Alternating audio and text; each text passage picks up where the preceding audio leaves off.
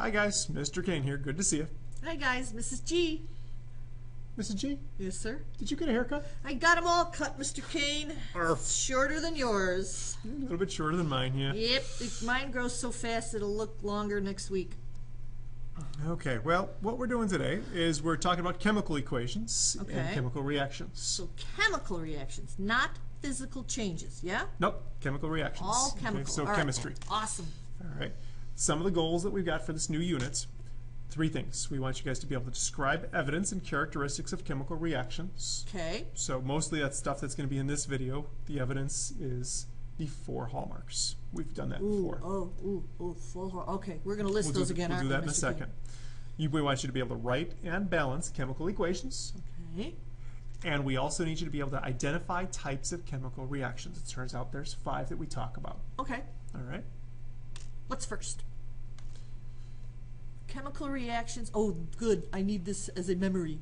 Chemical reactions are indicated by gas formation, color change, energy released as heat and light, and a precipitate, aka solid, forms. The 4 hallmarks we learned ages ago. Oh, I'm so glad you reminded me, Mr. Yep. Kane.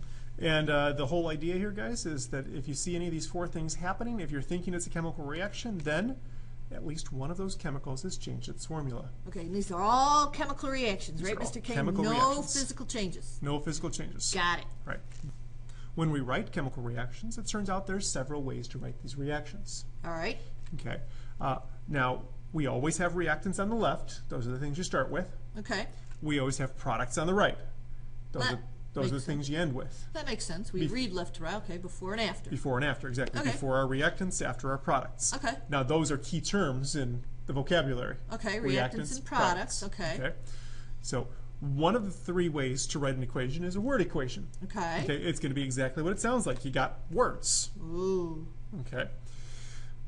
That's not so hard, but writing the unbalanced formula equation could be a little bit more difficult if you don't know your common ions. Yeah, because I see things I recognize. I recognize oxygen, and I recognize carbon dioxide and water. A little shaky on the methane. Is there another word we would know for methane, Mr. King? Methane's probably carbon tetrahydride. Yep.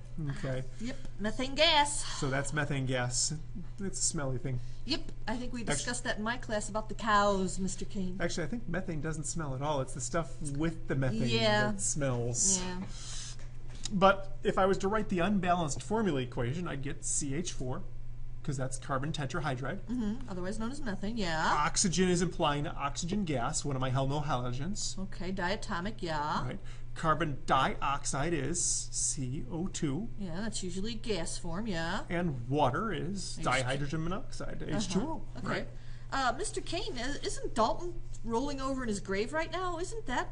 Oh, it says unbalanced. I see. Yeah, You know, it's not balanced. We got Okay. 1 carbon over here and 1 carbon over there. that's We balanced. got 4 hydrogens here and only 2 over here. So yet we're right. not Oh. obeying the law of conservation of matter. All right. When we balance chemical reactions or formula equations, we put something called a coefficient in front. But we're not going to get into why we put this coefficients or how we do it. We'll do that in the next video. Suffice it to say, we got 1 carbon, 4 hydrogens, and 2 times 2, so that makes 4 hydrogens. All right. And 4 oxygens. 2 oxygens here, plus the 2 more that are here. All right. So we're going to learn this right in the next video, right? We'll learn how to Okay. balance the next video. Right now, what we're going to be paying attention to is how to go from word equation to unbalanced formula equation. We'll get some practice. Okay. Symbols. All right, so there are symbols in the reactions. All right. Equations are like recipes. And then recipes have symbols. Yes, they do. Okay. In our specific branch of recipes, we got plus signs that mean plus, added to, in addition to. Reacts with. Reacts with. Ooh, states of matter. States of matter. Do I have to write that in a parenthesis? Yes. Or is It's it uppercase? lowercase and it goes right after the formula, right? Yeah, right after the formula. So if I wanted to say CO2 solid, I'd do it right there. Yep. Like that. Liquid, Well, that's or it. else, if I wanted to do H2O liquid, I usually write it cursive. Yeah, so do I. Okay, because it looks like too much like a 1 the other way. Yeah, the computer speak sometimes confuses me. Okay. Gases are written as G's. Yeah. aqueous. AQ, all right, dissolved in water. That makes sense. Aqueous, Aqua. yeah, aqua, aqueous, dissolved in water. So solutions are aqueous. All right. Okay. And an arrow means yields. Yields or produces, makes. Reacts. All right. Yeah, Reacts to form. Okay. Yeah. All right. And then there's this double arrow, which means a reversible reaction is happening. It turns out that some reactions can go forwards and backwards. Okay.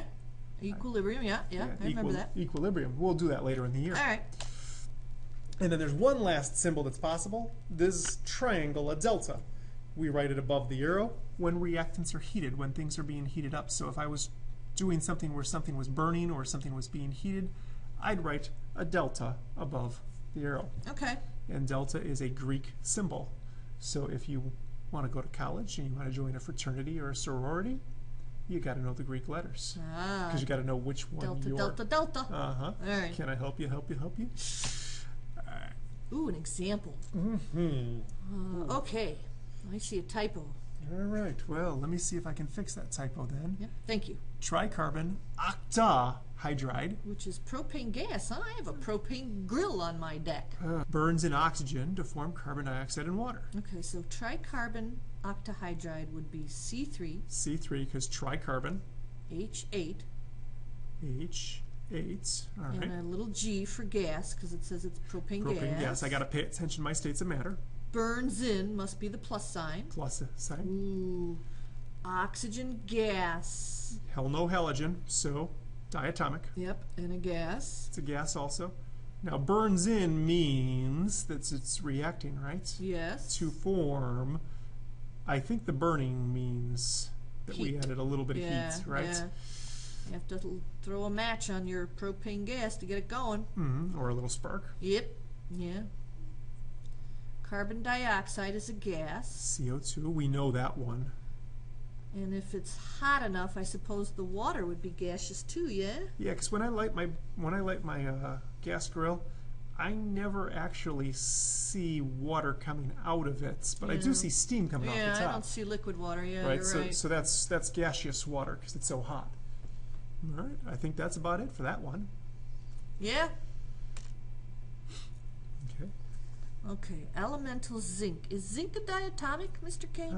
Let's see. Hell no halogen, hydrogen, nitrogen, oxygen, fluorine, chlorine, bromine, and iodine. No, I don't think zinc is a diatomic. Just zinc. So zinc is just going to be Zn. Well, that's a metal, so it should be a solid, yeah? Yep, solid metal. And looking at my periodic table on the wall, it's black.